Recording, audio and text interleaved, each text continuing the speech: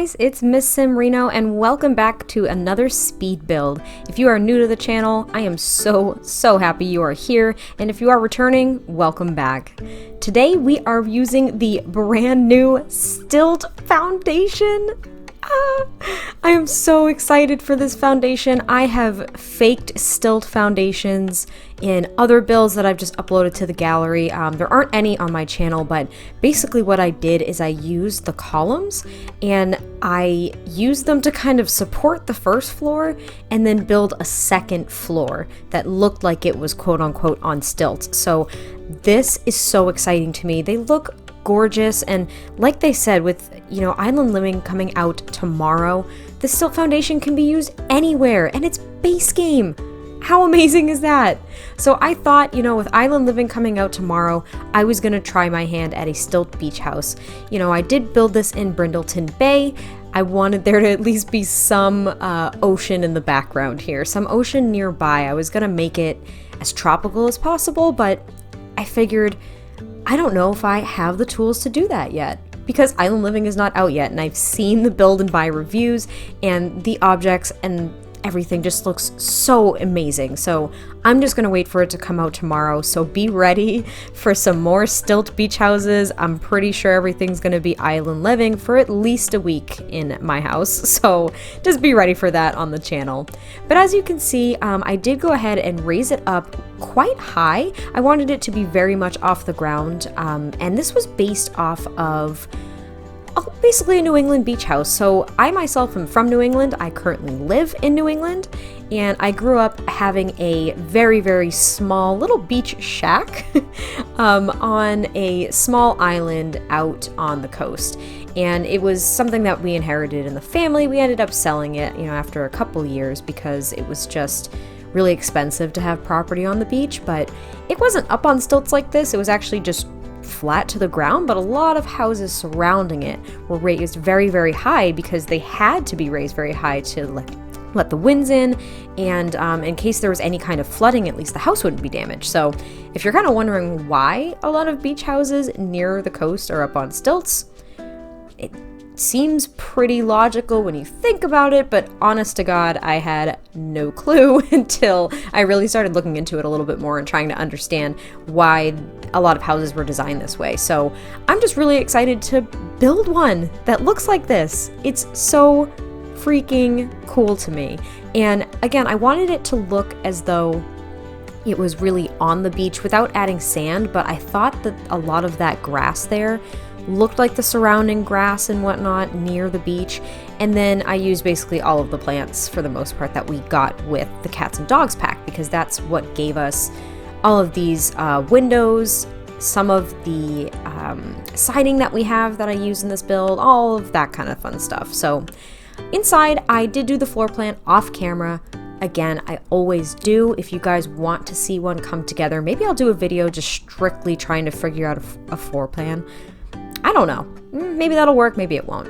But I did want the inside to be very bright and as coastal as possible. So I go out and I pull out this fish. That's where it really all started. I put it right above the stove. And did you guys know that those feathers, I just pulled one out. There's another one. Okay, so those feathers, when you do the BB Show Hidden Objects cheat, those feathers, when you pull them out and put them on the wall, they're actually the collectibles. They show the picture of the bird, and then it shows that the feathers kind of encased in that frame. How perfect is that for a beach build? At least a New England beach build. There is a parrot that looks like a tropical parrot, so maybe that's something that people could use in Island Living alongside the other amazing decorations that we got with this pack. Definitely look into that. If you haven't used those objects, they're so pretty, and they're really cute too. And then I pull out those sandal lights, and I'm just kind of picking things out of the menu and tossing them on the other wall on the other side, because that's going to be the living space, and I know I want to use them, and I don't want to have to go back through the menu and try to find them. So I just pull them out and toss them there for now. And I sized down that little palm tree. It's kind of like a palm fern, I suppose, something like that. I don't know exactly what it's called. But I pulled that out and sized it down, put it on the counter. There was a little bit of a shadow, I admit, but it wasn't too harsh, so I thought it still worked. If it looks funny in your game, if you do download this build, just let me know, because I want to keep an eye on stuff like that. Just because it doesn't look, I guess, poor on my end doesn't mean it may not work in someone else's game, so I don't want it to look crummy. And here we're doing the dining section, so on the left side is the dining, and then on the right side is just going to be a very, very small, I guess, little living space. There's going to be a TV and a bookshelf and stuff like that, but the dining space I thought was really, really cute. I put that little corner shelf. I grabbed that lionfish. Does it not look so grumpy? It kind of reminds me of Grumpy Cat. Rest in peace, man. I mean, Grumpy Cat, he was the grumpiest, or she was the grumpiest. That was a female cat. I always forget that. And that lionfish kind of reminded me of Grumpy Cat, who I loved. So I thought it was really cute. And then I do use a very small TV and that little sweet lighthouse light. How is that not perfect for a beach build like this? And what I end up doing is I grab some of those feather photos and I toss them over here. And, oh gosh, excuse me, I'm a little stuffed up. I've got allergies, so please forgive me if this voiceover sounds disgusting. I really hope it doesn't. But yeah, I was going to use the cats and dogs couch as well, and it was honestly just too big. I had to use a love seat, and this base game one was kind of perfect because it was still light. It was white, it was matching the counters and the woods that I used in this build. And then this bookshelf was the thinnest one we had. I use it a lot because it's so thin. It doesn't jut out from the wall as much as the others, so for a small space like this, it worked really well. However, I have been repeating it a lot, so I'm going to try very, very hard not to use this in some of my upcoming builds because I use it very, very often. It's just a really nice one to use. And I didn't really start using it until I started recording my builds too, because I realized how it looked as I was really looking at it from multiple angles. And did you guys see I just pulled out all of those ceiling fans? We now have a category for ceiling decorations. That came with the new update too, which was super cool because I always had so much trouble finding the ceiling fan. I literally would type in ceiling fan or ceiling or fan, and I could never narrow it down with the search in the catalog. So I was really excited that I could just narrow it down and grab it out of that menu. And I love this little seating area. It's basically in the entryway, but right outside a very, very small bathroom, which, forgive me, because it does not have a sink. I couldn't make it work. I played around with it a little bit, but it was cutting off the window if I extended the room, and I knew that the toilet would not be accessible if I put a sink there in front of the door. So it's just a toilet. I figure, you know what? My Sims can just go out to the kitchen and wash their hands. And here I'm making a pantry. I did one of these in one of my other builds that I didn't narrate. This is one of the coolest ideas I have ever seen.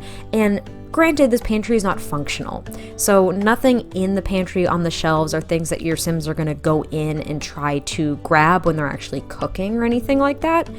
But it just adds that touch of realism. I thought it was such a cute idea, so I just grab a bunch of kitchen items and just clutter up these counters. And I do, they're not counters, shelves, and I do 2 levels of it as well. So I do some plates. I'm thinking those lemons are real, not just decoration lemons this time. The knife block's in there. There's a cookie jar, some cookbooks. I got a spice rack, and I have that clutter object down there that's basically a bunch of boxes of produce. I don't even remember what pack it came with. It may have just been base game for all I know, but again, perfect for a pantry, and all the little spice jars. So that's right across from the laundry. I did do a little tiny laundry nook where I did the stacked washer and dryer. And here is one of the full bathrooms, of which there are 2. So that little tiny, barely half bath, we'll just call it a quarter bath, doesn't, impede upon your Sims' abilities to get ready at the same time if you have multiple Sims in this household. So that is a full bathroom, and I thought it was an odd choice of mine, but I made this the teenage daughter's room. So I'm thinking this family does have a teenage daughter, and they live on the coast. And I think she's very clean for the most part, kind of posh, if you will. I don't really know how I'm gonna make her look quite yet, but I thought this bed was pretty because it had those blues and it was a little coastal, and I gave her a lantern as a light because I feel like she takes that out on the, what is it called? The patio? That wraparound porch. brain fart. I think that she takes it out on that porch, maybe at night, and just watches the waves. That's what I was thinking, because I always did that when I was at my beach house. So maybe I'm just making myself. I don't know. Does it happen to you guys at all? Do you guys start creating characters and you're just like, oh, that's who I am? Or that's who I wish I was? Or there's little tidbits of me that I made in this character? Because I do that a lot. I really do. My interests really do come out in the Sims that I make, which makes it a challenge because I do want to push that a little bit and make characters that aren't like me or that would do things that I wouldn't do, because that's what makes it fun. And then I just give her a little seating area. You saw that I kind of pushed that desk into the bookcase, so that bookcase is not actually usable, but at least she has a desk to sit down and do homework and chat with friends. And then I gave her a guitar and a mic because I feel like she wants to either be a singer or an actress or just something like that. I feel like she's really artsy. Maybe she does plays at school, or maybe she's in choir, just something like that. So I feel like she's a little artsy and musical. And it was weird because I gave her a bedroom down on the first floor, which I actually looked at a lot of floor plans to try to figure this one out. And it had the master suite in a few of these floor plans down on the bottom floor, but it just wasn't big enough for me to do a double bed. So I gave her that room. I don't know. She has access to the door. If she was going to sneak out, she could do it real easy. But here we are up in the master bedroom. And I do make it very simple. Again, I used a lot of objects from Cats and Dogs because that is what that pack was designed around, was this area and this world and kind of that vibe. So I give them a dresser, clutter it up just a little tiny bit, nothing too crazy. And I actually just give them a couch over in the corner and a chess table. I figure maybe they hang out there a little bit, or maybe one of them, maybe mom or dad, reads a book on the couch in the morning to kind of keep away from the rest of the family and just kind of have some quiet time. I don't know. I liked that idea. Oh my gosh, that was so gross. Please don't listen to my nose. Woo! I should have done this voiceover over, but we're here. We're in it to win it. We are already 12 minutes in. We got like 2 minutes left. So we're going to tough through it. Thank you for toughing through it with me. You guys are great. And here we are. Here's another full bathroom that we're going to end up doing. And the other bedroom on the other side, I couldn't decide if I wanted them to have another child or not. I was thinking a child sim, but I tend to do a lot of families with one teenager and one child, so I kind of wanted to mix it up a little bit. So I just gave them one child. It was the teenage sim. And I was thinking the other room is just like a guest room.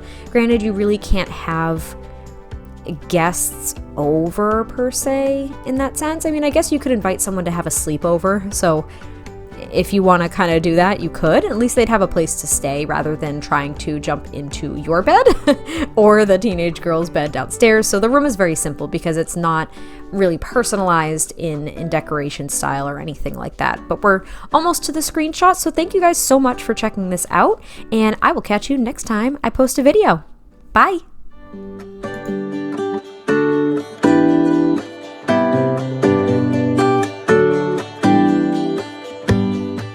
Give me a reason to get out of bed.